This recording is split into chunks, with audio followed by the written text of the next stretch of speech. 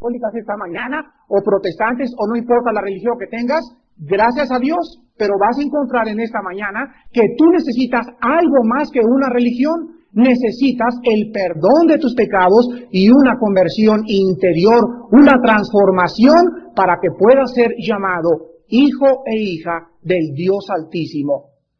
La personalidad más controvertida, la personalidad más subyugante, la personalidad más singular de toda la historia del ser humano es la vida y la persona de Jesús de Nazaret. ¿Cuántas cosas se han dicho de Jesucristo? Unos dicen que estuvo en Egipto, que fue con los esenios, que nació en Cachemira, quién sabe cuántas barbaridades le han inventado, y todo gira en un mundo de especulaciones, de filosofías, de mitos, de leyendas y de tradiciones. Pero si en esta mañana nosotros queremos investigar realmente quién fue Jesús de Nazaret, ¿qué hizo esta persona tan controvertida por los hombres? Tenemos que venir al único libro que nos explica y nos dice realmente la obra y la vida de Jesucristo. Damas y caballeros, en esta mañana vamos a dejar que la Biblia nos hable por sí misma y nos diga quién fue Jesucristo. En el capítulo 16 de Mateo, versículos del 13 al 16, encontramos este relato. Mateo 16, del 13 en adelante, los que tengan Biblias pueden seguir esta lectura, en la cual vamos a basar esta mañana nuestro mensaje. Viniendo Jesús a la región de Cesarea de Filipo, preguntó a sus discípulos diciendo, ¿quién dicen los hombres que es el Hijo del Hombre? Ellos dijeron, unos Juan el Bautista, otros Elías, y otros Jeremías o alguno de los profetas. Él les dijo, ¿y vosotros? ¿Quién decís que soy yo? Respondiendo Simón Pedro dijo, tú eres el Cristo, el Hijo del Dios viviente. Entonces le respondió Jesús, bienaventurado eres, Simón, hijo de Jonás, porque no te lo reveló carne ni sangre, sino mi Padre que está en los cielos. Vemos entonces en la palabra de Dios que desde que Jesucristo vivía en el mundo, la gente ya estaba investigando realmente quién era esta persona con esos poderes, con esa sabiduría y con esa vida tan extraordinaria. Y antes de comenzar a platicar acerca de la vida de Jesucristo, quiero decirles a ustedes que existen tres características principales, tres características que sitúan la persona de Jesús de una forma relevante y de una forma distinta de todos los líderes religiosos y políticos de la historia del hombre. La primera característica que sitúa a Jesucristo de una manera singular es las profecías cumplidas en su nacimiento.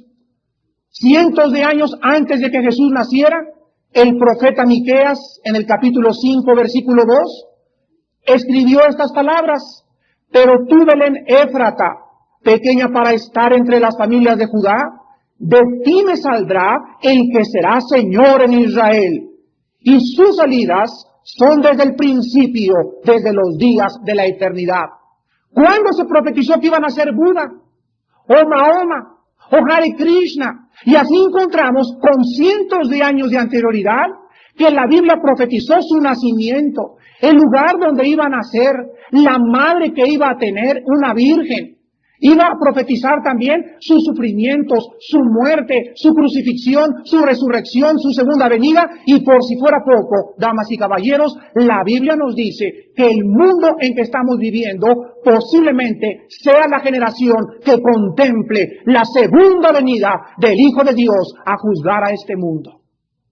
Entonces las profecías de Cristo cumplidas lo sitúan en primer lugar como la personalidad más relevante de toda la historia del hombre. En segundo lugar, su impacto en la historia. Su impacto en la historia. ¿Qué día es ahora? 17 de diciembre de 1983. Señores ateos, o ustedes, señores escépticos que nos visitan esta mañana, ¿desde cuándo estamos contando el 17 de diciembre desde 1983? desde el nacimiento de Jesucristo. Cristo, cuando vino al mundo, dividió la historia y ahora se cuenta la historia antes de Cristo o después de Cristo. O sea que la vida histórica de Cristo es un hecho tan profundo y tan relevante también que lo sitúa a Cristo como alguien totalmente diferente.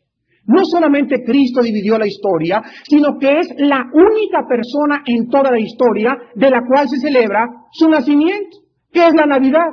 ¿Qué estamos celebrando? ¿El nacimiento de Gandhi? ¿El de Mahoma? ¿El de Carlos Marx? ¿El de Nikolai Lenin? ¿El de los musulmanes? Estamos celebrando en todo el mundo el nacimiento del Hijo de Dios. Y vemos que llega la Navidad y todos tienen un corazón melancólico y se ponen tristes. Los que no tienen a sus papás en esta mañana, cuando oyeron cantar Noche de Paz, se sienten tristes, quieren estar con las familias. ¿Qué es el espíritu que embarga al mundo? En este tiempo es el espíritu que nos dice: paz en la tierra y buena voluntad a los hombres que tengan corazones honestos para oír la voz del Espíritu Santo. No solamente se celebra el nacimiento de Cristo, sino que también se celebra su muerte, que es la Semana Santa, la semana que agarramos todos para destapar las botellas de etiqueta negra, y irnos por ahí a Acapulco y a Iztapa y a festejar. Es el día en que se celebra la muerte de Jesucristo. Entonces el impacto en la historia de Cristo es tan tremendo que no solamente Cristo divide la historia, sino que el mundo celebra su nacimiento y su muerte. Es algo singular en la historia de todos los líderes que el hombre ha conocido. Y en último y en tercer lugar, la característica más importante de Cristo es su resurrección de entre los muertos. Damas y caballeros, el cristianismo y la resurrección permanecen o se derrumban juntos. El cristianismo y la resurrección o permanecen juntos o se derrumban juntos. Porque es la resurrección de entre los muertos la que hizo que Cristo pudiera cambiar nuestras vidas y darnos a nuestros corazones en esta mañana esperanza, paz, consolación eterna y el perdón de nuestros pecados. Si en esta mañana nosotros no pudiéramos esperar que hay vida después de la vida, el apóstol San Pablo escribió: comamos, bebamos y divirtámonos, busquemos dinero, busquemos el placer, seamos infieles a nuestras esposas, vivamos para esta vida. Pero Jesucristo dijo: yo soy la resurrección y la vida. Y en verdad les digo que todo aquel que crea en mí, como el Cristo, el Hijo de Dios, no volverá a morir eternamente. El apóstol San Pablo en 1 Corintios capítulo 15 escribe acerca del fundamento de la fe cristiana en la resurrección de Jesucristo. En el capítulo 15 de la carta a los Corintios, versículos 12 al 17, el apóstol Pablo dice estas palabras: pero si se predica de Cristo que resucitó de los muertos, ¿cómo dicen algunos entre ustedes que no hay resurrección de muertos? Porque si no hay resurrección de muertos, tampoco Cristo resucitó. Y si Cristo no resucitó, vana es entonces nuestra predicación, vana es también vuestra fe. Y somos hallados falsos testigos de Dios, porque hemos testificado de Dios que Él resucitó a Cristo, al cual no resucitó, si en verdad los muertos no resucitan. Porque si los muertos no resucitan, tampoco Cristo resucitó. Y si Cristo no resucitó, vuestra fe es vana. Aún estáis en vuestros pecados. Una vez que tenía un debate en la televisión, en el canal 11, con un ateo, con un sociólogo y con un doctor en teología de Oxford, me decían: es que la fe cristiana es una fe irracional. Y les contesté: señores, si hay algún sistema de pensamiento que sea objetivo, que sea racional y que pueda presentarle esperanza y fe al hombre, es el cristianismo. Y no existe ningún otro sentimiento que pueda transformar al hombre. Otra vez en la Facultad de Ciencias y Humanidades en la Universidad Autónoma de México estaba un marxista junto a mí y comenzó a hablar de la revolución y el proletariado, y después los estudiantes comenzaron a levantarse y me permitieron dar un mensaje cristiano. Y al finalizar el mensaje les dije: estudiantes, ¿ante cuál mensaje se sintieron tristes, con esperanza, con amor y con tranquilidad en sus corazones? Y ellos contestaron: cuando oímos que hay perdón de pecados y resurrección de entre los muertos. Y les dije: ningún sistema de pensamiento le ofrece al hombre lo que Cristo nos vino a ofrecer. Entonces su impacto en la historia, sus profecías cumplidas y su resurrección entre los muertos sitúan a la persona de Jesús de Nazaret arriba de todos cuanto tú me puedas en esta mañana mencionar. Pasemos a continuación a considerar su vida. En el capítulo 1 de San Mateo encontramos el nacimiento virginal del Señor Jesucristo. En los versículos 18 en adelante dice la Biblia, el nacimiento de Jesucristo fue así. Estando desposada María, su madre, con José, antes que se juntasen, se halló que había concebido del Espíritu Santo. José, su marido, como era justo y no quería infamarla, quiso dejarla secretamente. Y pensando él en esto, he aquí un ángel del Señor le apareció en sueños y le dijo, José, hijo de David, no temas recibir a María tu mujer, porque lo que en ella es engendrado del Espíritu Santo es. Y dará a luz un hijo, y llamará su nombre Jesús, porque él salvará a su pueblo de sus pecados. Todo esto aconteció para que se cumpliera lo dicho por el Señor por medio del profeta cuando dijo, he aquí una virgen concebirá y dará a luz un hijo, y llamará su nombre Emmanuel, que traducido es Dios con nosotros. En primer lugar, al abordar la vida de Jesucristo, nos remontamos al nacimiento virginal de Cristo. Y quiero explicarles a ustedes en esta mañana por qué Cristo tenía que nacer de una virgen. ¿Por qué San José no tenía que ver nada con María para que Cristo naciera? En primer lugar, vemos en Romanos capítulo 5, versículo 12, que la Biblia nos muestra un hecho del cual hablaba el señor Curry en esta mañana. En Romanos 5:12 la Biblia dice, por tanto como el pecado entró en el mundo por un hombre, y por el pecado la muerte, así la muerte pasó a todos los hombres por cuanto todos pecamos. Entonces la Biblia dice que todos nosotros, desde hace más de 6,000 años, hemos nacido con la sangre envenenada. Hemos nacido con la sangre envenenada. Y entonces Cristo, aquel que venía a salvarnos del pecado, no podía tener sangre humana. Entonces cuando María concibió a Jesucristo, la sangre que el cuerpo de Cristo tenía en el vientre de María era una sangre santa, limpia, incorruptible. No podía heredar el pecado en la sangre, porque la Biblia dice que el pecado está en la sangre, la vida del cuerpo está en la sangre y en la carne, y entonces Cristo tenía que nacer virginalmente. Si hay ginecólogos en esta mañana, nos pueden dar testimonio que durante los 9 meses de embarazo de una mujer, la mujer no le transmite absolutamente una sola gota de sangre al feto. Entonces el feto produce en sí mismo, en la médula de los huesos, su sangre. Y cuando Cristo nació, él tenía que nacer de una virgen, porque si el hombre hubiera intervenido, Cristo hubiera heredado la sangre envenenada del ser humano, y no podía entonces derramar su sangre preciosa para perdonar nuestros pecados. Por eso Cristo nació virginalmente, y esto es una de las respuestas más lógicas y más racionales que he encontrado yo en la palabra de Dios. Vemos después, en segundo lugar, también que Cristo a los 12 años asombra a los sabios de su época. Él crece normal con María y con José, y esto nos quita los mitos y las teologías que nos han inventado de que Cristo adquirió la sabiduría de los esenios y de los egipcios, cuando la Biblia dice que a los 12 años Él asombró al mundo con sus respuestas. Pasan 18 años y el Señor Jesucristo continúa viviendo en este mundo como carpintero, haciendo sillas y haciendo mesas durante cerca de 18 años. Llega entonces el cumplimiento de los tiempos, el tiempo que Dios había determinado, y el Hijo de Dios comienza y se manifiesta públicamente al mundo. Antes de que nosotros abordemos el ministerio de Cristo, quiero decirles a ustedes que desde el profeta Malaquías hasta el libro de Mateo, o sea, en la última parte del Antiguo Testamento y del Nuevo Testamento, hay un período de 400 años. Y en esos 400 años, Dios no habló. No había profetas. No había ya ninguna cosa que pudieran ellos decir, tenemos profeta entre nosotros. Y durante 400 años convirtieron el cristianismo en una religión. Entonces, cuando Cristo vino al mundo, el mundo estaba lleno de religiosos. Se levantaban a las 5 de la mañana a comulgar y daban sus diezmos y visitaban la iglesia y se golpeaban el pecho, pero seguían viviendo una vida que contradecía su propia piedad.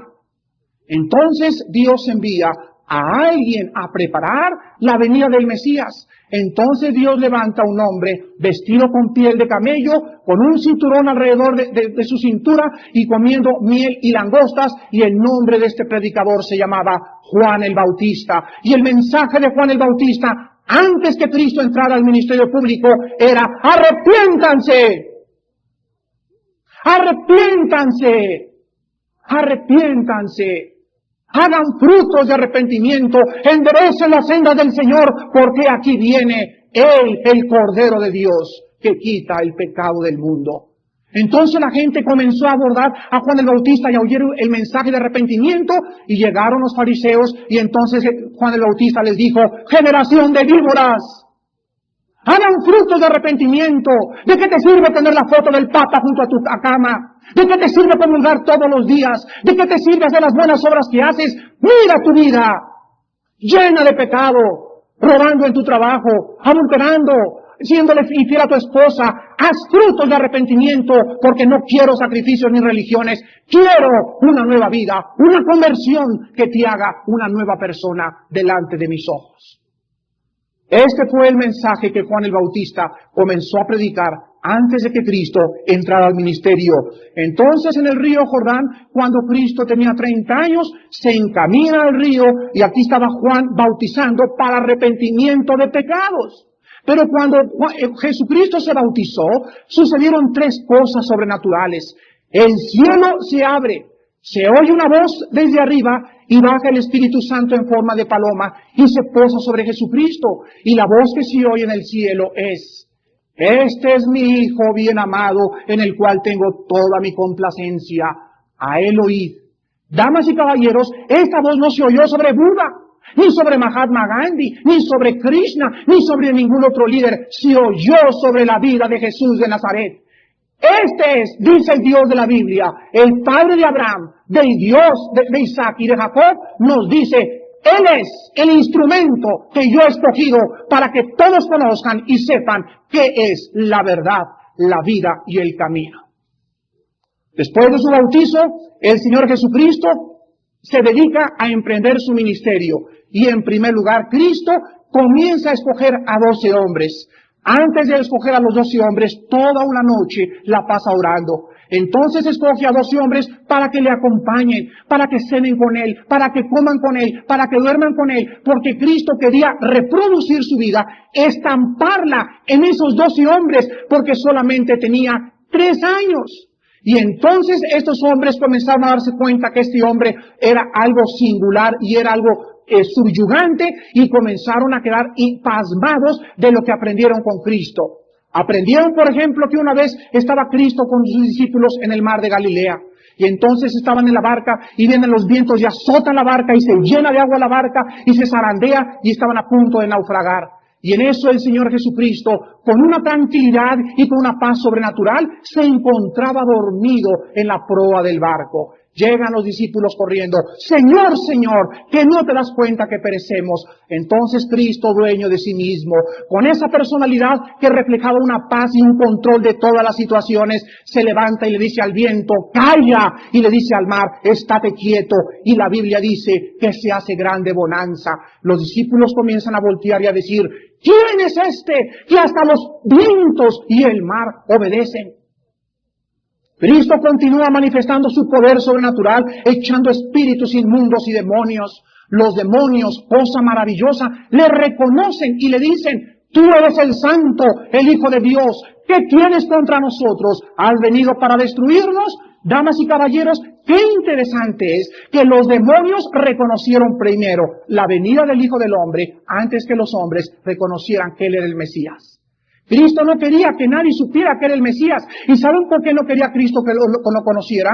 A las gentes que sanaba les decía, vayan, pero no les cuenten lo que yo he hecho. A los demonios les decía, cállense, no quiero que sepan, que el mundo diga que yo soy el Hijo de Dios. ¿Saben por qué Cristo no quería ser conocido? Porque Cristo quería que el mundo descubriera por lo que Él dijo y por lo que Él hizo que Él era el Mesías. Mas el mundo no le conoció. Por el mundo fue hecho y el mundo amó lo suyo, pero el mundo no le conoció. A lo suyo vino y los suyos no le conocieron. Mas a todos los que le hemos conocido nos da el privilegio de ser llamados hijos e hijas del Dios Altísimo. Después de manifestar todas estas cosas y de caminar con los discípulos 3 años, enseñándoles, discipulándolos, reproduciéndose en ellos, llega la hora en que el Hijo del Hombre tenía que ser crucificado. Los fariseos y los religiosos de su tiempo comenzaron a atacarle y comenzaron a enojarse en contra de él y a decirle, ¿por qué nos vienes a enseñar otra doctrina? Y Jesucristo les comenzó a decir, yo soy el camino, la verdad y la vida. Y los religiosos le contestaban, ¿entonces he estado mal toda mi vida? ¿Entonces qué es lo que he hecho? Y es lo mismo que en esta mañana tú dices. Y me puedes decir en esta mañana, oiga Señor, pero yo soy bautizado, comulgado y confirmado. Y tengo los 7 sacramentos y te digo que vas a ir al infierno. Es lo mismo que pasó con los fariseos, con los religiosos del tiempo de Cristo. Y Jesús les dice, yo soy el camino, yo no soy una religión, entiéndanlo. Yo no soy una religión, soy el Hijo de Dios, el Salvador del mundo. Llega el momento y uno de los discípulos que se llamaba Judas Iscariote ya robaba de la bolsa de los discípulos. Nunca Judas se convirtió, nunca jamás cambió su corazón. Ya robaba, era un ladrón desde que seguía a Jesucristo. Agarra a los tribunos, a los alguaciles y a los soldados romanos y los lleva al huerto de Getsemaní, donde el Señor Jesucristo, en el capítulo 17 de San Juan, eleva la plegaria más sublime y más grande de todos cuantos Él habló en el Nuevo Testamento. El Señor Jesucristo dice, la hora ha llegado y es necesario que el Hijo del Hombre sea glorificado. Y Él ora al Padre y le dice, Padre, glorifica ahora tu nombre, así como yo he glorificado tu nombre en el cielo. Glorifícame para que tú seas glorificado y con aquella gloria que tuve contigo antes del mundo, ahora quiero, Padre, que tú me glorifiques. Toda potestad me has dado, le dice al Padre, de dar vida eterna a todos los que tú quisiste. Y esta es la vida eterna, que te conozcan a ti, al único Dios verdadero. Te pido, Padre, que los guardes del mal a los que tú me has dado, que los protejas del maligno, que nunca falte su fe y que sean uno como tú y yo, Padre, somos uno en el cielo.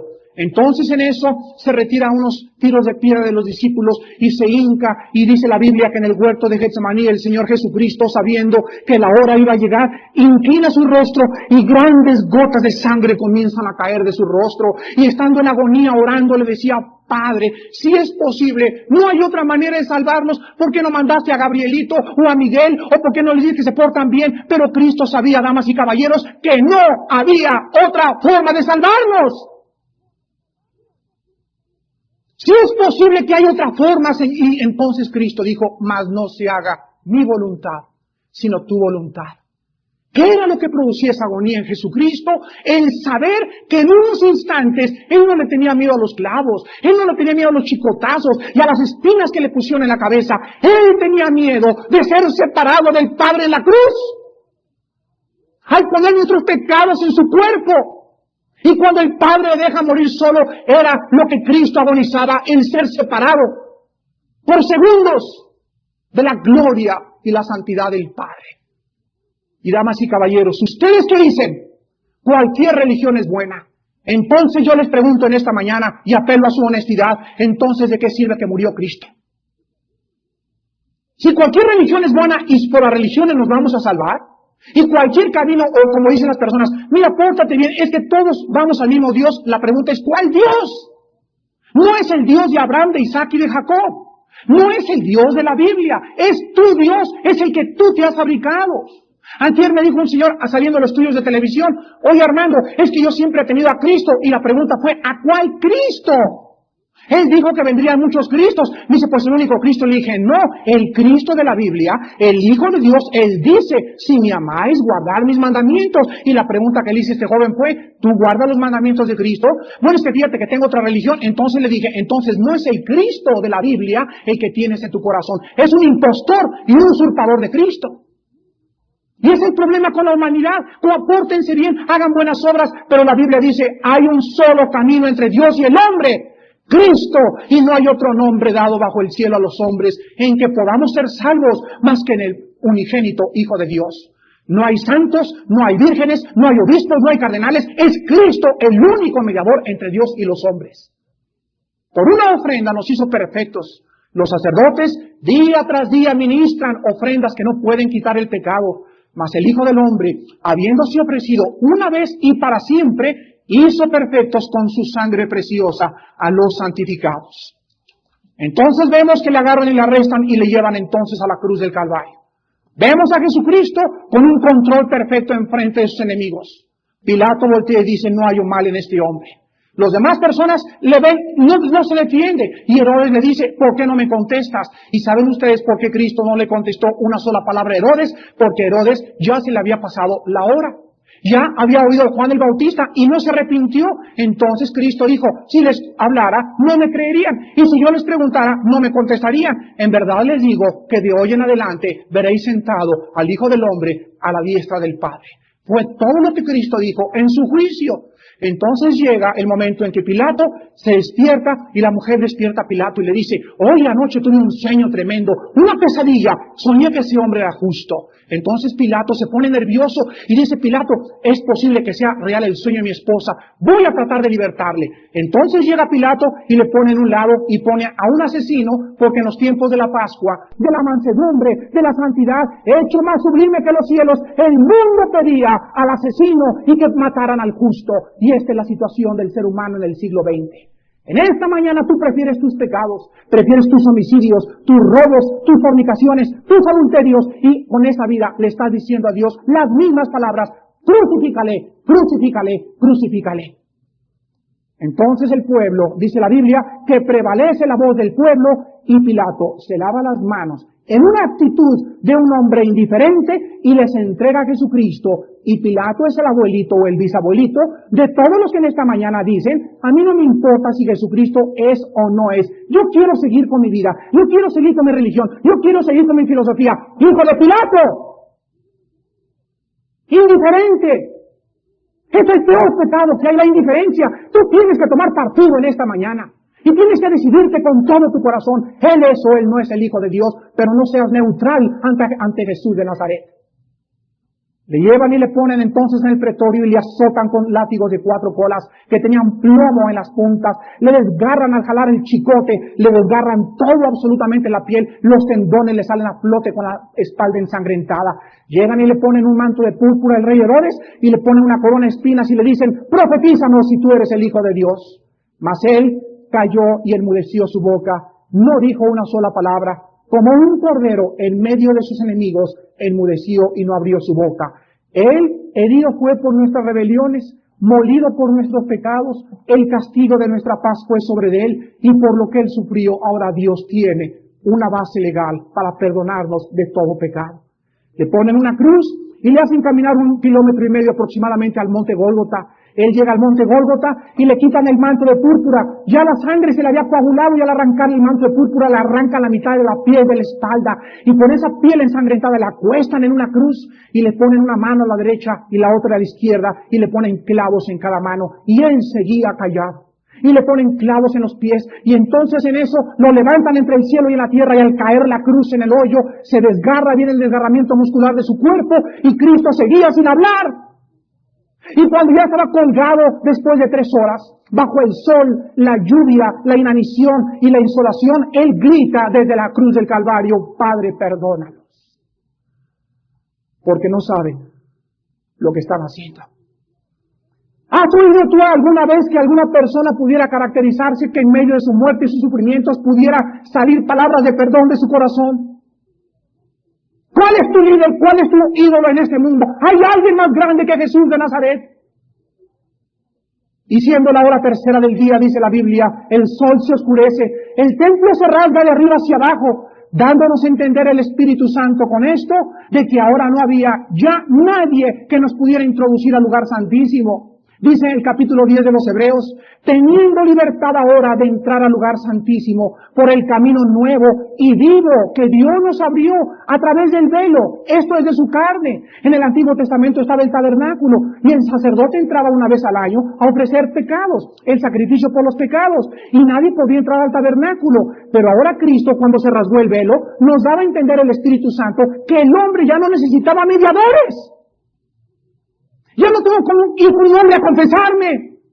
Ya no tengo que pedirle a un santo para que diga a Dios, ahora la sangre de Cristo me abre el camino y yo puedo entrar con libertad y decirle, Padre Santo que estás en los cielos, santificado sea tu nombre, porque Él me escucha en base de la sangre que su Hijo derramó en esa cruz.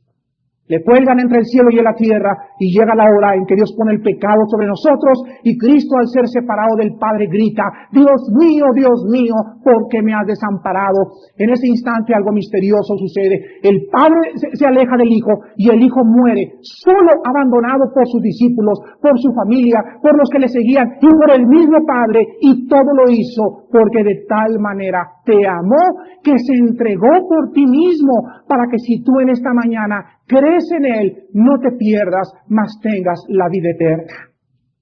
Damas y caballeros, ¿quién era realmente este hombre llamado Jesús de Nazaret? Vamos a analizar en primer lugar sus propias declaraciones. En Juan 5, del 21 al 25, es Cristo mismo el que está hablando, y tú en esta noche, tú en esta mañana, saldrás y emitirás un veredicto, pero que nadie salga en esta mañana neutral ante la vida de Jesús de Nazaret. En el capítulo 5 de San Juan, del 21 al 25, Jesucristo dijo, porque como el Padre levanta a los muertos y les da vida, así también el Hijo a los que quiere da vida. Porque el Padre a nadie juzga, sino que todo el juicio dio al Hijo, para que todos honren al Hijo como honran al Padre. El que no honra al Hijo, no honra al Padre que le envió.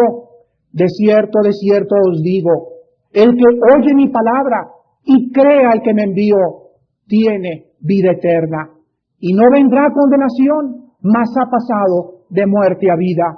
De cierto os digo, viene la hora y ahora es cuando los muertos oirán la voz del Hijo de Dios, y los que la oyeren vivirán. Luego en el capítulo 6 de San Juan, versículo 40, Cristo dice, y esta es la voluntad del que me ha enviado, que todo aquel que vea al Hijo y cree en Él, tenga vida eterna, y yo le resucitaré en el día postrero. Y luego en el capítulo 14 de San Juan, Jesucristo comienza a decir antes de morir esto a los discípulos.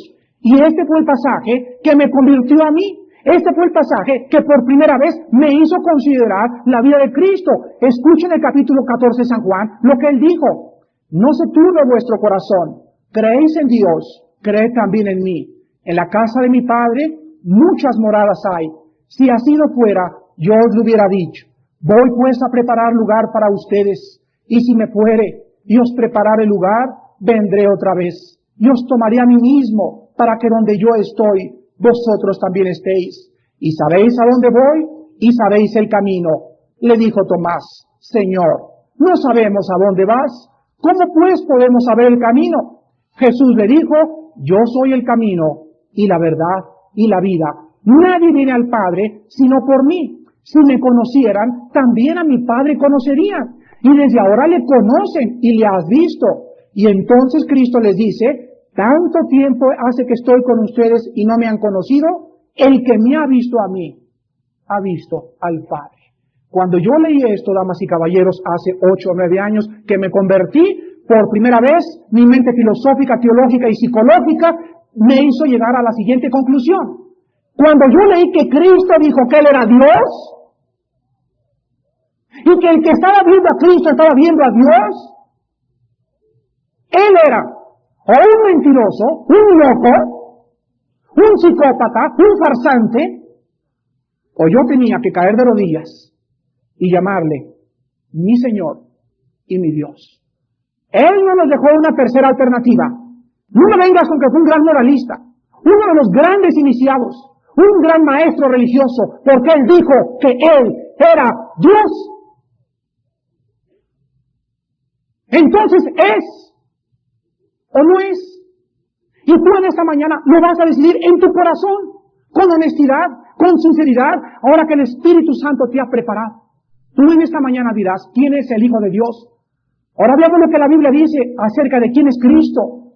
En Colosenses capítulo 1, dice la Biblia en el versículo 15, Él es la imagen del Dios invisible, el primogénito de toda creación, porque en Él fueron creadas todas las cosas, las que hay en los cielos y las que hay en la tierra, visibles e invisibles, sean tronos, sean dominios, sean principados, sean potestades. Todo fue criado por medio de Él y para Él, y Él es antes de todas las cosas, y todas las cosas en Él subsisten, y Él es la cabeza del cuerpo, que es la iglesia, el que es el principio, el primogénito de entre los muertos, para que en todo tenga la preeminencia. Luego el libro de los Hebreos nos continúa diciendo quién es Cristo, Dios, habiendo hablado muchas veces y de muchas maneras en otro tiempo a los padres por los profetas, en estos postreros días nos ha hablado por el Hijo, a quien constituyó heredero de todo y por quien asimismo hizo el universo, el cual, siendo el resplandor de su gloria y la imagen misma de su sustancia, y quien sustenta todas las cosas con la palabra de su poder, habiendo efectuado la purificación de nuestros pecados, por medio de sí mismo se sentó a la diestra de la majestad en las alturas. ¿Qué dice la Biblia? ¿Quién es el Cristo? Cristo es Dios. Cristo es el creador del universo. Él hizo los cielos. Él que nació en Belén, que murió en la cruz, que no se defendió. Él creó todas las cosas. Y no solo las crió, sino que las sigue sustentando con la palabra de su poder. Él es aquel que te dice en esta mañana, cree en mí y conocerás la verdad, y la verdad te hará libre. Él es el Cristo, el Hijo de Dios. ¿Quién decías tú antes de entrar al desayuno que era Él? Dios le tuvo que quitar las vendas a Pedro para revelarle que Él era el Cristo. Y Dios va a tener en esta mañana que hacer lo mismo contigo. Te va a tener que quitar las velas de tu entendimiento para que veas a Él, no como un maestro moral y religioso, sino que en esta mañana caigas de rodillas y le digas, tú eres mi Señor y mi Dios, el Creador del universo. ¿Qué necesitas para que las vendas caigan de tu mente? Arrepentirte de tus pecados. Creer realmente en el Evangelio de Jesucristo y abrirle tu corazón a Dios. Y reconocer que ni tu religión, ni ningún otro sistema que has programado ha podido convertir tu alma. Necesitas creer que Él es el Cristo y Dios te dice en esta mañana, yo te daré entonces la vida eterna. Inclinemos el rostro. Y pondrás por nombre Jesús, porque Él salvará al pueblo de sus pecados. ¿Cuál fue la principal misión de Jesucristo? ¿Dejarnos un ejemplo moral? No. ¿Enseñarnos el amor? Tampoco. Todo esto fue secundario. La misión de Cristo fue venir a morir por el pecado. Él nació para morir en la cruz por ti y por mí. Fue una muerte sustitutiva y vicaria. Y en base a esa muerte, Dios te otorga el perdón de pecados. No porque seas bueno, no porque lo merezcamos, sino porque alguien pagó por nosotros en una cruz. Y porque Él era el justo, su sangre era limpia y preciosa. Ahora Dios, en base a esa sangre derramada, te puede decir, te perdono. Quiero que tengas comunión conmigo. Quiero que me conozcas, que leas la Biblia, porque en la Biblia se encuentra la vida eterna. Y la Biblia da testimonio del Hijo de Dios. Católicas esta mañana, o protestantes, o no importa la religión que tengas, gracias a Dios, pero vas a encontrar en esta mañana que tú necesitas algo más que una religión. Necesitas el perdón de tus pecados y una conversión interior, una transformación para que puedas ser llamado hijo e hija del Dios Altísimo.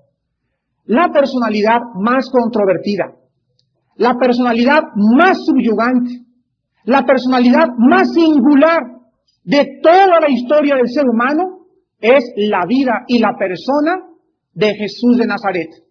¿Cuántas cosas se han dicho de Jesucristo? Unos dicen que estuvo en Egipto, que fue con los esenios, que nació en Cachemira, quién sabe cuántas barbaridades le han inventado, y todo gira en un mundo de especulaciones, de filosofías, de mitos, de leyendas y de tradiciones. Pero si en esta mañana nosotros queremos investigar realmente quién fue Jesús de Nazaret, qué hizo esta persona tan controvertida por los hombres, tenemos que venir al único libro que nos explica y nos dice realmente la obra y la vida de Jesucristo. Damas y caballeros, en esta mañana vamos a dejar que la Biblia nos hable por sí misma y nos diga quién fue Jesucristo. En el capítulo 16 de Mateo, versículos del 13 al 16, encontramos este relato. Mateo 16, del 13 en adelante, los que tengan Biblias pueden seguir esta lectura, en la cual vamos a basar esta mañana nuestro mensaje. Viniendo Jesús a la región de Cesarea de Filipo, preguntó a sus discípulos diciendo, ¿quién dicen los hombres que es el Hijo del Hombre? Ellos dijeron, unos Juan el Bautista, otros Elías, y otros Jeremías o alguno de los profetas. Él les dijo, ¿y vosotros? ¿Quién decís que soy yo? Respondiendo Simón Pedro dijo, tú eres el Cristo, el Hijo del Dios viviente. Entonces le respondió Jesús, bienaventurado eres, Simón, hijo de Jonás, porque no te lo reveló carne ni sangre, sino mi Padre que está en los cielos. Vemos entonces en la palabra de Dios que desde que Jesucristo vivía en el mundo, la gente ya estaba investigando realmente quién era esta persona con esos poderes, con esa sabiduría y con esa vida tan extraordinaria. Y antes de comenzar a platicar acerca de la vida de Jesucristo, quiero decirles a ustedes que existen tres características principales, tres características que sitúan la persona de Jesús de una forma relevante y de una forma distinta de todos los líderes religiosos y políticos de la historia del hombre. La primera característica que sitúa a Jesucristo de una manera singular es las profecías cumplidas en su nacimiento. Cientos de años antes de que Jesús naciera, el profeta Miqueas, en el capítulo 5, versículo 2, escribió estas palabras, pero tú, Belén Éfrata, pequeña para estar entre las familias de Judá, de ti me saldrá el que será Señor en Israel, y sus salidas son desde el principio, desde los días de la eternidad. ¿Cuándo se profetizó que iban a ser Buda, o Mahoma, o Hare Krishna? Y así encontramos con cientos de años de anterioridad que la Biblia profetizó su nacimiento, el lugar donde iba a nacer, la madre que iba a tener, una virgen. Iba a profetizar también sus sufrimientos, su muerte, su crucifixión, su resurrección, su segunda venida, y por si fuera poco, damas y caballeros, la Biblia nos dice que el mundo en que estamos viviendo posiblemente sea la generación que contemple la segunda venida del Hijo de Dios a juzgar a este mundo. Entonces las profecías de Cristo cumplidas lo sitúan en primer lugar como la personalidad más relevante de toda la historia del hombre. En segundo lugar, su impacto en la historia. Su impacto en la historia. ¿Qué día es ahora? 17 de diciembre de 1983. Señores ateos, o ustedes, señores escépticos que nos visitan esta mañana, ¿desde cuándo estamos contando el 17 de diciembre desde 1983? Desde el nacimiento de Jesucristo. Cristo, cuando vino al mundo, dividió la historia, y ahora se cuenta la historia antes de Cristo o después de Cristo. O sea que la vida histórica de Cristo es un hecho tan profundo y tan relevante también que lo sitúa a Cristo como alguien totalmente diferente. No solamente Cristo dividió la historia, sino que es la única persona en toda la historia de la cual se celebra su nacimiento, que es la Navidad.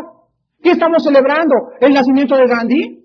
¿El de Mahoma? ¿El de Carlos Marx? ¿El de Nikolai Lenin? ¿El de los musulmanes? Estamos celebrando en todo el mundo el nacimiento del Hijo de Dios. Y vemos que llega la Navidad y todos tienen un corazón melancólico y se ponen tristes. Los que no tienen a sus papás en esta mañana, cuando oyeron cantar Noche de Paz, se sienten tristes, quieren estar con las familias. ¿Qué es el espíritu que embarga al mundo? En este tiempo es el espíritu que nos dice: paz en la tierra y buena voluntad a los hombres que tengan corazones honestos para oír la voz del Espíritu Santo. No solamente se celebra el nacimiento de Cristo, sino que también se celebra su muerte, que es la Semana Santa, la semana que agarramos todos para destapar las botellas de etiqueta negra, y irnos por ahí a Acapulco y a Iztapa y a festejar. Es el día en que se celebra la muerte de Jesucristo. Entonces el impacto en la historia de Cristo es tan tremendo que no solamente Cristo divide la historia, sino que el mundo celebra su nacimiento y su muerte. Es algo singular en la historia de todos los líderes que el hombre ha conocido. Y en último y en tercer lugar, la característica más importante de Cristo es su resurrección de entre los muertos. Damas y caballeros, el cristianismo y la resurrección permanecen o se derrumban juntos. El cristianismo y la resurrección o permanecen juntos o se derrumban juntos. Porque es la resurrección de entre los muertos la que hizo que Cristo pudiera cambiar nuestras vidas y darnos a nuestros corazones en esta mañana esperanza, paz, consolación eterna y el perdón de nuestros pecados. Si en esta mañana nosotros no pudiéramos esperar que hay vida después de la vida, el apóstol San Pablo escribió: comamos, bebamos y divirtámonos, busquemos dinero, busquemos el placer, seámosle infieles a nuestras esposas, vivamos para esta vida. Pero Jesucristo dijo: yo soy la resurrección y la vida. Y en verdad les digo que todo aquel que crea en mí, como el Cristo, el Hijo de Dios, no volverá a morir eternamente. El apóstol San Pablo en 1 Corintios capítulo 15 escribe acerca del fundamento de la fe cristiana en la resurrección de Jesucristo. En el capítulo 15 de la carta a los Corintios, versículos 12 al 17, el apóstol Pablo dice estas palabras: pero si se predica de Cristo que resucitó de los muertos, ¿cómo dicen algunos entre ustedes que no hay resurrección de muertos? Porque si no hay resurrección de muertos, tampoco Cristo resucitó. Y si Cristo no resucitó, vana es entonces nuestra predicación, vana es también vuestra fe. Y somos hallados falsos testigos de Dios, porque hemos testificado de Dios que Él resucitó a Cristo, al cual no resucitó, si en verdad los muertos no resucitan. Porque si los muertos no resucitan, tampoco Cristo resucitó. Y si Cristo no resucitó, vuestra fe es vana. Aún estáis en vuestros pecados. Una vez que tenía un debate en la televisión, en el Canal 11, con un ateo, con un sociólogo y con un doctor en teología de Oxford, me decían: es que la fe cristiana es una fe irracional. Y les contesté: señores, si hay algún sistema de pensamiento que sea objetivo, que sea racional y que pueda presentarle esperanza y fe al hombre, es el cristianismo. Y no existe ningún otro sentimiento que pueda transformar al hombre.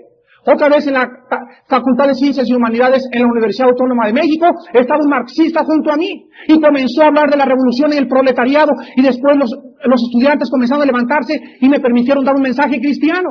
Y al finalizar el mensaje les dije: estudiantes, ¿ante cuál mensaje se sintieron tristes, con esperanza, con amor y con tranquilidad en sus corazones?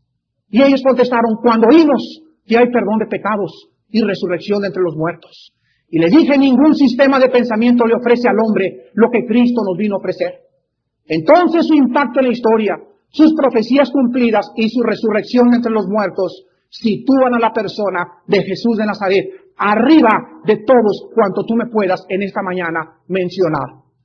Pasemos a continuación a considerar su vida. En el capítulo 1 de San Mateo encontramos el nacimiento virginal del Señor Jesucristo. En los versículos 18 en adelante dice la Biblia: el nacimiento de Jesucristo fue así.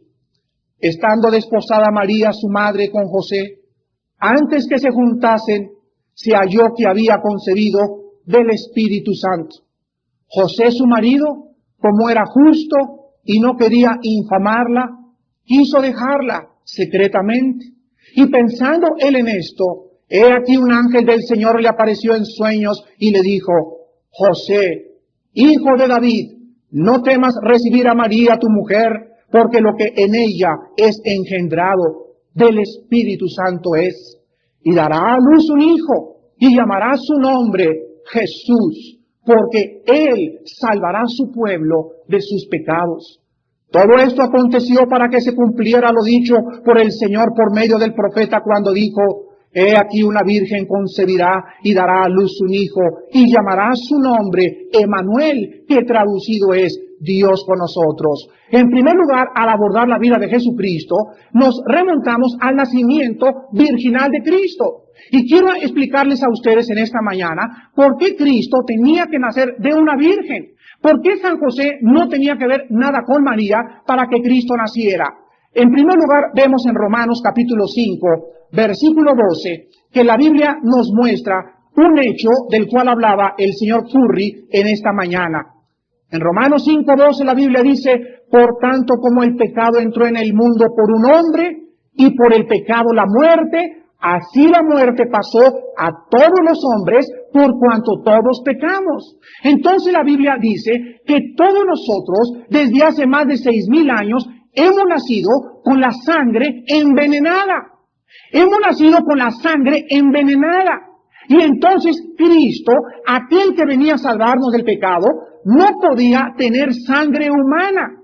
Entonces, cuando María concibió a Jesucristo, la sangre que el cuerpo de Cristo tenía en el vientre de María era una sangre santa, limpia, incorruptible. No podía heredar el pecado en la sangre, porque la Biblia dice que el pecado está en la sangre, la vida del cuerpo está en la sangre y en la carne. Y entonces Cristo tenía que nacer virginalmente. Si hay ginecólogos en esta mañana, nos pueden dar testimonio que durante los 9 meses de embarazo de una mujer, la mujer no le transmite absolutamente una sola gota de sangre al feto.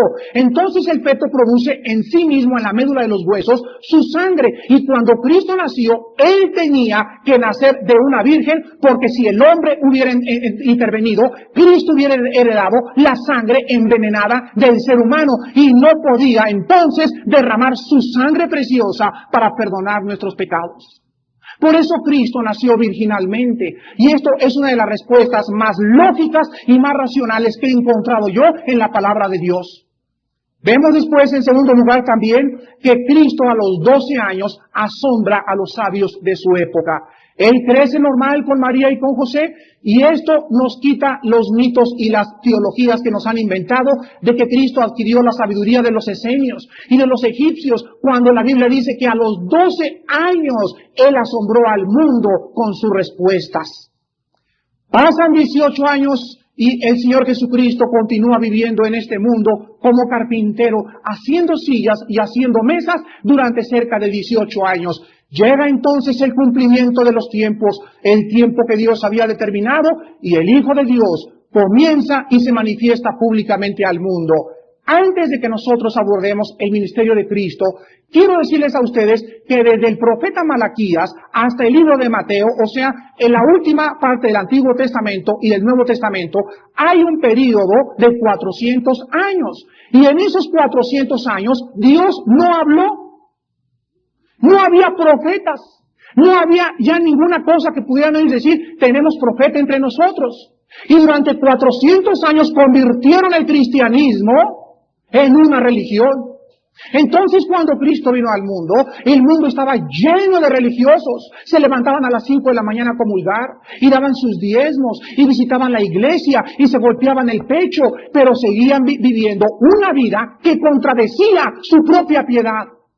Entonces Dios envía a alguien a preparar la venida del Mesías. Entonces Dios levanta a un hombre vestido con piel de camello, con un cinturón alrededor de su cintura y comiendo miel y langostas, y el nombre de este predicador se llamaba Juan el Bautista. Y el mensaje de Juan el Bautista, antes que Cristo entrara al ministerio público, era: arrepiéntanse, arrepiéntanse, arrepiéntanse. Hagan frutos de arrepentimiento, enderecen la senda del Señor, porque aquí viene Él, el Cordero de Dios, que quita el pecado del mundo. Entonces la gente comenzó a abordar a Juan el Bautista y a oír el mensaje de arrepentimiento, y llegaron los fariseos, y entonces Juan el Bautista les dijo: generación de víboras, hagan frutos de arrepentimiento.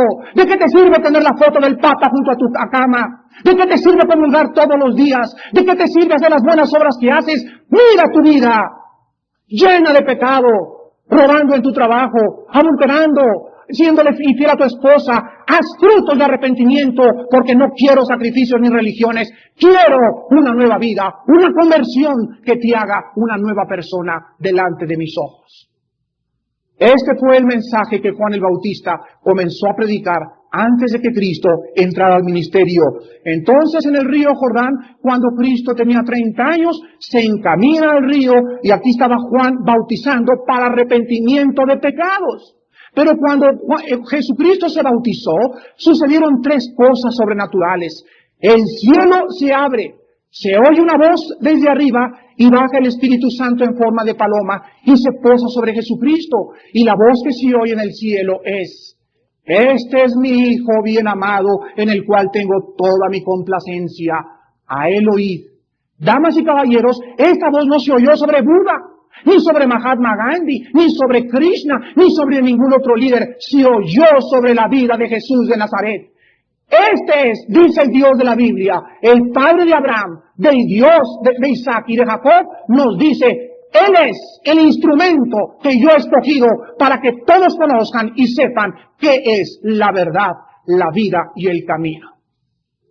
Después de su bautizo, el Señor Jesucristo se dedica a emprender su ministerio. Y en primer lugar, Cristo comienza a escoger a 12 hombres. Antes de escoger a los 12 hombres, toda una noche la pasa orando. Entonces escoge a 12 hombres para que le acompañen, para que cenen con él, para que coman con él, para que duerman con él, porque Cristo quería reproducir su vida, estamparla en esos 12 hombres, porque solamente tenía 3 años.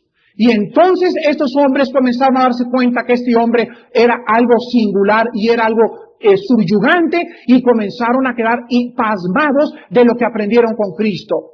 Aprendieron, por ejemplo, que una vez estaba Cristo con sus discípulos en el mar de Galilea, y entonces estaban en la barca, y vienen los vientos y azotan la barca, y se llena de agua la barca, y se zarandea, y estaban a punto de naufragar. Y en eso el Señor Jesucristo, con una tranquilidad y con una paz sobrenatural, se encontraba dormido en la proa del barco. Llegan los discípulos corriendo: Señor, Señor, que no te das cuenta que perecemos. Entonces Cristo, dueño de sí mismo, con esa personalidad que reflejaba una paz y un control de todas las situaciones, se levanta y le dice al viento: calla, y le dice al mar: estate quieto. Y la Biblia dice que se hace grande bonanza. Los discípulos comienzan a voltear y a decir: ¿quién es este que hasta los vientos y el mar obedecen? Cristo continúa manifestando su poder sobrenatural, echando espíritus inmundos y demonios. Los demonios, cosa maravillosa, le reconocen y le dicen: tú eres el Santo, el Hijo de Dios. ¿Qué tienes contra nosotros? ¿Has venido para destruirnos? Damas y caballeros, qué interesante es que los demonios reconocieron primero la venida del Hijo del Hombre antes que los hombres reconocieran que Él era el Mesías. Cristo no quería que nadie supiera que era el Mesías. ¿Y saben por qué no quería Cristo que lo conocieran? A las gentes que sanaba les decía: vayan, pero no les cuenten lo que yo he hecho. A los demonios les decía: cállense, no quiero que sepa, que el mundo diga que yo soy el Hijo de Dios. ¿Saben por qué Cristo no quería ser conocido? Porque Cristo quería que el mundo descubriera por lo que Él dijo y por lo que Él hizo que Él era el Mesías. Mas el mundo no le conoció. Por el mundo fue hecho y el mundo amó lo suyo, pero el mundo no le conoció. A lo suyo vino y los suyos no le conocieron. Mas a todos los que le hemos conocido nos da el privilegio de ser llamados hijos e hijas del Dios Altísimo. Después de manifestar todas estas cosas y de caminar con los discípulos 3 años, enseñándoles, discipulándolos, reproduciéndose en ellos, llega la hora en que el Hijo del Hombre tenía que ser crucificado. Los fariseos y los religiosos de su tiempo comenzaron a atacarle y comenzaron a enojarse en contra de él y a decirle: ¿por qué nos vienes a enseñar otra doctrina? Y Jesucristo les comenzó a decir: yo soy el camino, la verdad y la vida. Y los religiosos le contestaban: ¿entonces he estado mal toda mi vida? ¿Entonces qué es lo que he hecho? Y es lo mismo que en esta mañana tú dices. Y me puedes decir en esta mañana, oiga Señor, pero yo soy bautizado, comulgado y confirmado. Y tengo los 7 sacramentos. Y te digo, te vas a ir al infierno. Es lo mismo que pasó con los fariseos, con los religiosos del tiempo de Cristo. Y Jesús les dice, yo soy el camino, yo no soy una religión, entiéndanlo. Yo no soy una religión, soy el Hijo de Dios, el Salvador del mundo. Llega el momento y uno de los discípulos, que se llamaba Judas Iscariote, ya robaba de la bolsa de los discípulos. Nunca Judas se convirtió, nunca jamás cambió su corazón. Ya robaba, era un ladrón desde que seguía a Jesucristo. Agarra a los tribunos, a los alguaciles y a los soldados romanos y los lleva al huerto de Getsemaní, donde el Señor Jesucristo, en el capítulo 17 de San Juan, eleva la plegaria más sublime y más grande de todos cuantos él habló en el Nuevo Testamento. El Señor Jesucristo dice, la hora ha llegado y es necesario que el Hijo del Hombre sea glorificado. Y él ora al Padre y le dice, Padre, glorifica ahora tu nombre, así como yo he glorificado tu nombre en el cielo. Glorifícame para que tú seas glorificado, y con aquella gloria que tuve contigo antes del mundo, ahora quiero, Padre, que tú me glorifiques.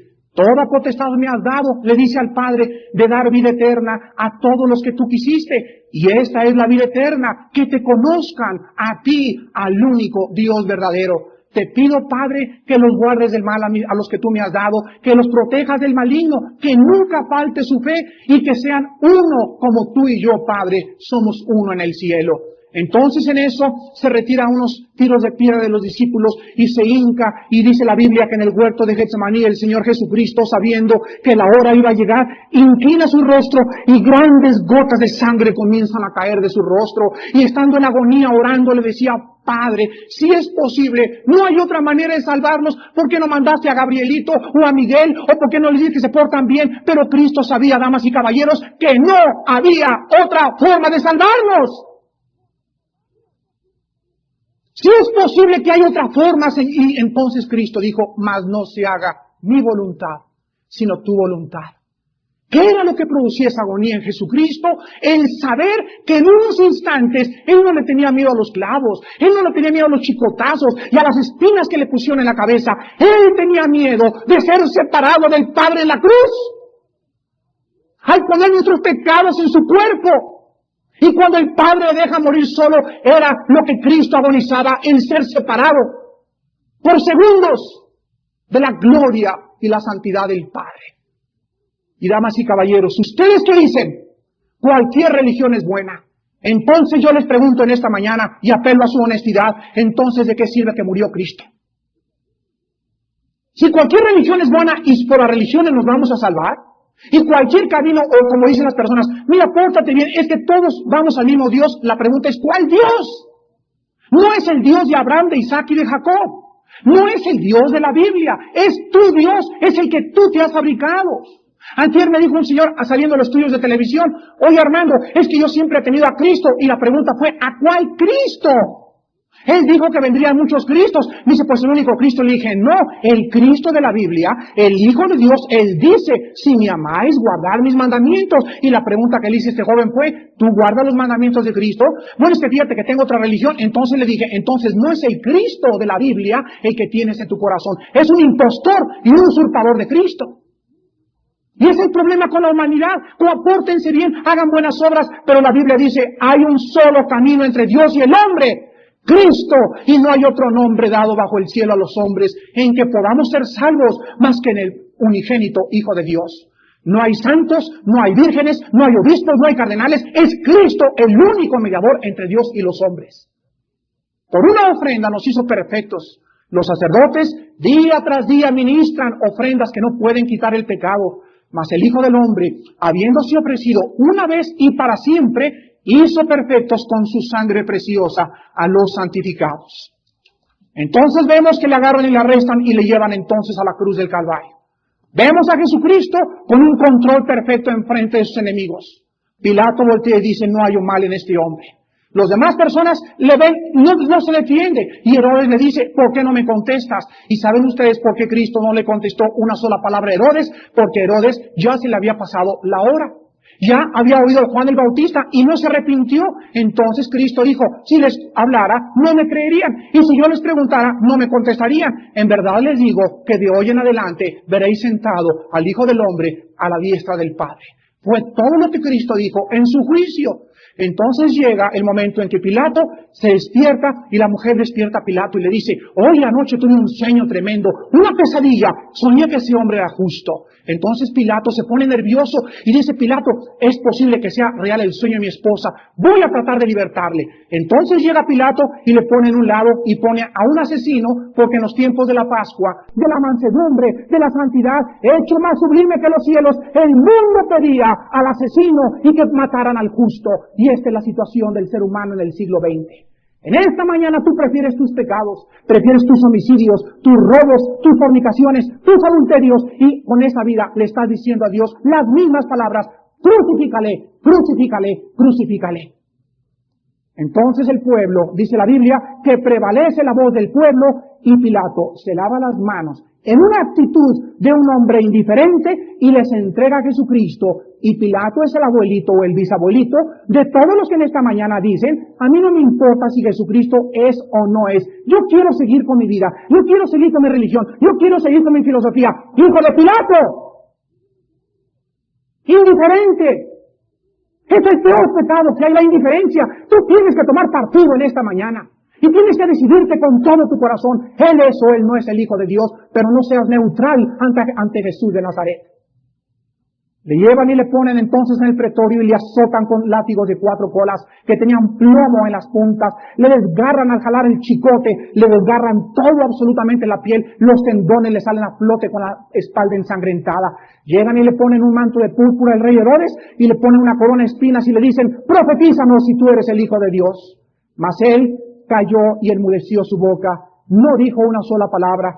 Como un cordero en medio de sus enemigos, enmudeció y no abrió su boca.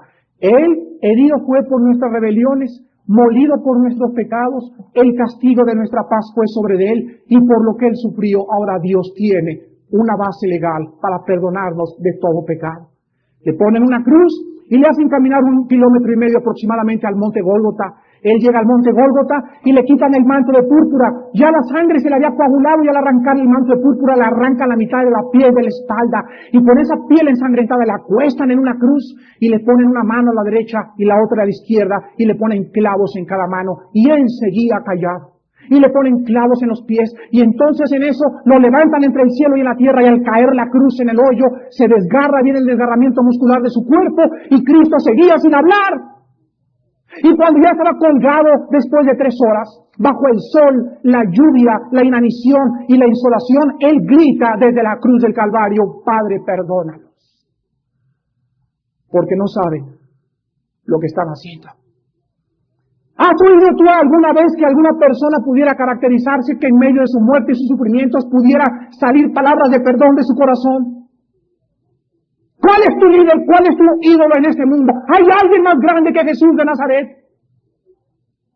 Y siendo la hora tercera del día, dice la Biblia, el sol se oscurece, el templo se rasga de arriba hacia abajo, dándonos a entender el Espíritu Santo con esto, de que ahora no había ya nadie que nos pudiera introducir al lugar santísimo. Dice el capítulo 10 de los Hebreos, teniendo libertad ahora de entrar al lugar santísimo por el camino nuevo y vivo que Dios nos abrió a través del velo. Esto es de su carne. En el Antiguo Testamento estaba el tabernáculo y el sacerdote entraba una vez al año a ofrecer pecados, el sacrificio por los pecados, y nadie podía entrar al tabernáculo. Pero ahora Cristo, cuando se rasgó el velo, nos daba a entender el Espíritu Santo que el hombre ya no necesitaba mediadores. Ya no tengo que ir con un hombre a confesarme. Ya no tengo que pedirle a un santo para que me diga Dios. Ahora la sangre de Cristo me abre el camino y yo puedo entrar con libertad y decirle, Padre Santo que estás en los cielos, santificado sea tu nombre. Porque Él me escucha en base de la sangre que su Hijo derramó en esa cruz.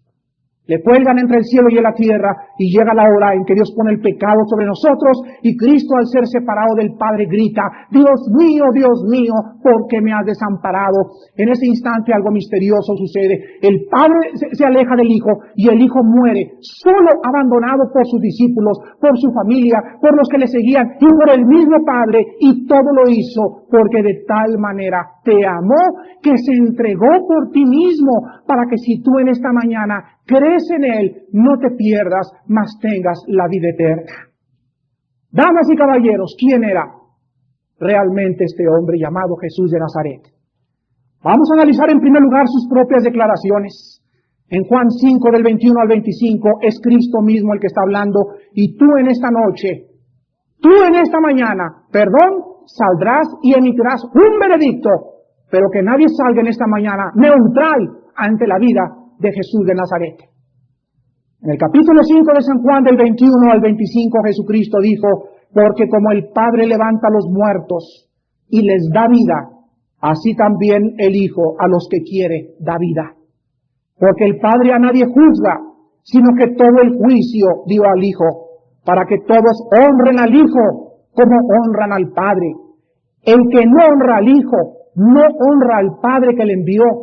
De cierto os digo, el que oye mi palabra y crea al que me envió, tiene vida eterna. Y no vendrá condenación, mas ha pasado de muerte a vida. De cierto os digo, viene la hora y ahora es cuando los muertos oirán la voz del Hijo de Dios. Y los que la oyeren, vivirán. Luego en el capítulo 6 de San Juan, versículo 40, Cristo dice, y esta es la voluntad del que me ha enviado, que todo aquel que ve al Hijo y cree en Él, tenga vida eterna, y yo le resucitaré en el día postrero. Y luego en el capítulo 14 de San Juan, Jesucristo comienza a decir antes de morir esto a los discípulos. Y este fue el pasaje que me convirtió a mí. Este fue el pasaje que por primera vez me hizo considerar la vida de Cristo. Escuchen el capítulo 14 de San Juan lo que Él dijo. No se turbe vuestro corazón. Creéis en Dios, creed también en mí. En la casa de mi Padre muchas moradas hay. Si así no fuera, yo os lo hubiera dicho. Voy pues a preparar lugar para ustedes. Y si me fuere y os preparare lugar, vendré otra vez. Y os tomaré a mí mismo, para que donde yo estoy, vosotros también estéis. Y sabéis a dónde voy, y sabéis el camino. Le dijo Tomás, Señor, no sabemos a dónde vas. ¿Cómo pues podemos saber el camino? Jesús le dijo, yo soy el camino, y la verdad, y la vida. Nadie viene al Padre, sino por mí. Si me conocieran, también a mi Padre conocerían. Y desde ahora le conocen, y le has visto. Y entonces Cristo les dice, tanto tiempo hace que estoy con ustedes y no me han conocido, el que me ha visto a mí, ha visto al Padre.